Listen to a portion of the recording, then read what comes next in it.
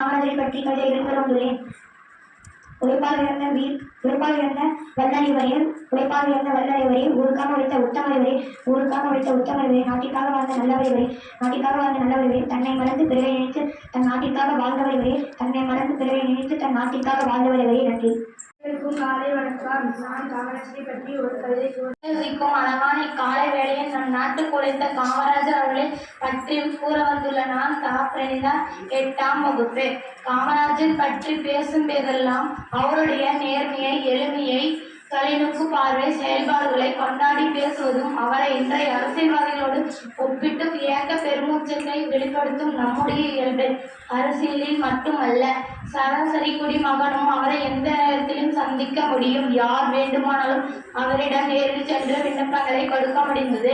ஆடம்பரம், புகழ்ச்சி, விளம்பரம் எல்லாம் அவருக்கு பிடிக்காது. சொற்களை வீணாக்க செலவழிக்க மாட்டார். எதையும் சுருக்கமாகத்தான் சொல்வார். அனாவசிய பேச்சு, அனாவசிய செலவை அவர் அனுமதிப்பதில்லை.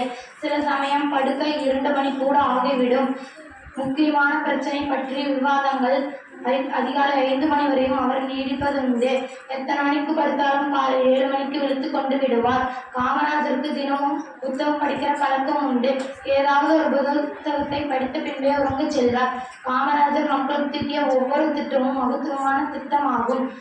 பகுத்தறிவு பகவலர், பெரியாரால் பச்சை தமிழரெனப்பட்டவராம், வகுத்த பாதையில் வலுவாமல் வாழ்ந்து காட்டிய காமராஜர். நன்றி, வணக்கம். அனைவருக்கும் வணக்கம். என் பெயர் தேவைஷ்ணவி. நான் 8ஆம் வகுப்பு படிக்கிறேன். இன்று என்ன நாள் தெரியுமா?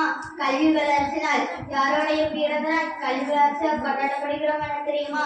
காமராஜர், கருப்பு காந்தி காமராஜரை பற்றி உங்கள் விருதுநகர் மாவட்டத்தில் குமாரசாமி மற்றும் சிவகாமி அம்மையார் ஆகியோருக்கு 1903ஆம் ஆண்டு ஜூலை மாதம் 15ஆம் தேதி தான் காமராஜர் பிறந்தார். இவருக்கு பெற்றோர் இட்ட பெயர் Kamakshi.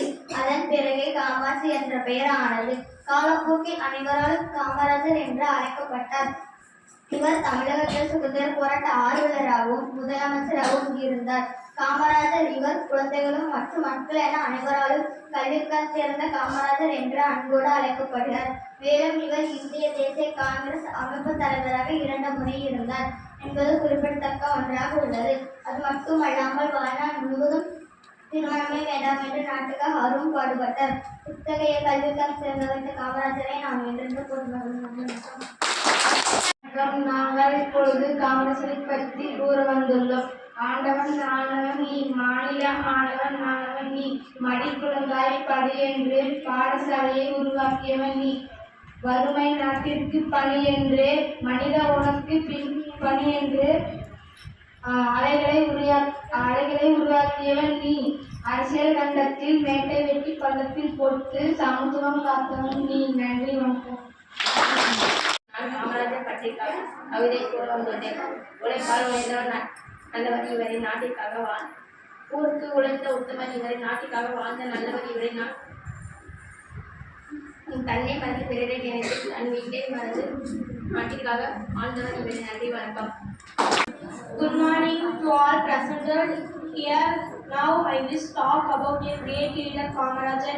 He was born in Tamil Nadu and became a big leader in India. People loved him because he worked hard for our country and helped many people, especially kids, to go to school. He believed that education is very important. He also played a big role in member our country better after we got freedom. Thank you.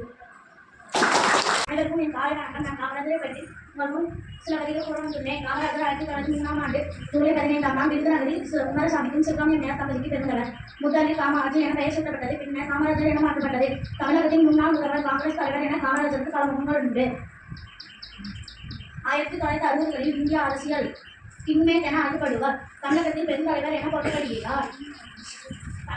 Kamarajar தமிழகத்தை 9 ஆண்டு காலம் ஆட்சி செய்து பள்ளிக்கூடங்களுக்கு மத்திய அமைச்சர் திட்டத்தினை ஏற்படுத்தி ஏழை மக்களின் கல்வி முன்னேற்றத்தினை ஏற்படுத்தினார். 17,000க்கும் மேற்பட்ட புதிய பள்ளிகள் திறந்ததோடு மட்டுமல்லாமல் இலவச மத்திய உணவு திட்டத்தினை ஏற்படுத்தினார். இதனால் ஆங்கிலேயர் ஆட்சி காலம் 7% இருந்தது. கல்வி கற்றோரின் எண்ணிக்கை காமராஜர் கட்சியில் 37% உயர்ந்தது. நாட்டின் வளர்ச்சிக்காக முன்னேற்றத்துக்காகவும் பாடுபட்டவர்கள் ஏராளமாக உள்ளனர். அவர்களில் ஒருவர் காமராஜர். வாழ்க்கை முறை ஆட்சி முறையில் சிறந்தவர். தன்னலம் கருதாமல் பிறநலம் கருதி வாழ்ந்த தியாகி. புகழில் உச்சமடைந்தவர். 1975ஆம் ஆண்டு அக்டோபர் மாதம் 2ஆம் தேதி இவ்வுலகத்தை விட்டு பிரிந்தார். நன்றி, வணக்கம்.